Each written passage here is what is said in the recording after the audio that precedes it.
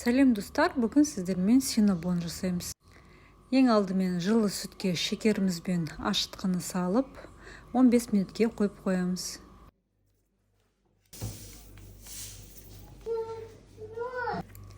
Сонан соң еріген сары майымызды және 2 жұмыртқамызды салып, ұнымызды салып, қамыр илейміз.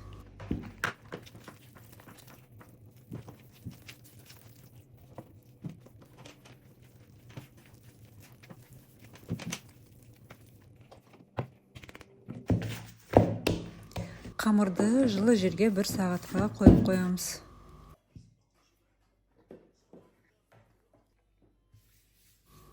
Қамырымыз мінеки көтерілді. Енді жаятын жерімізге шамалы майды құйып, қамырымызды осылай жайып, бетіне сармайды. Ертілген осылай сармайдымызды жағып, шекер мен корицаны себеміз.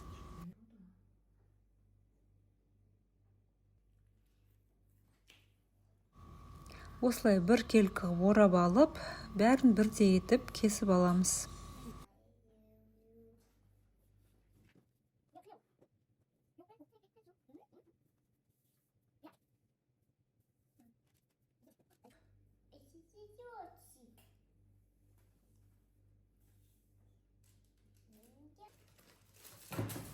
Синнабонымыз көтерілгенше осылай 15 минутке қойып қоямыз.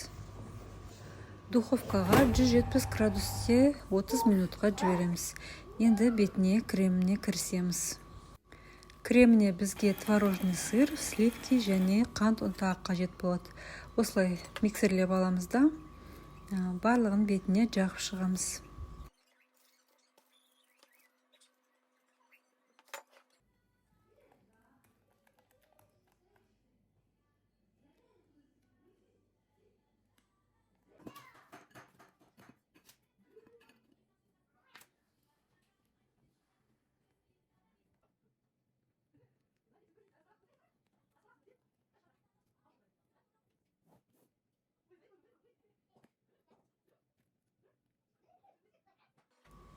Өздеріңіз қалағандарыңыз бойынша бетіне карамель жақсаңыздар да болады.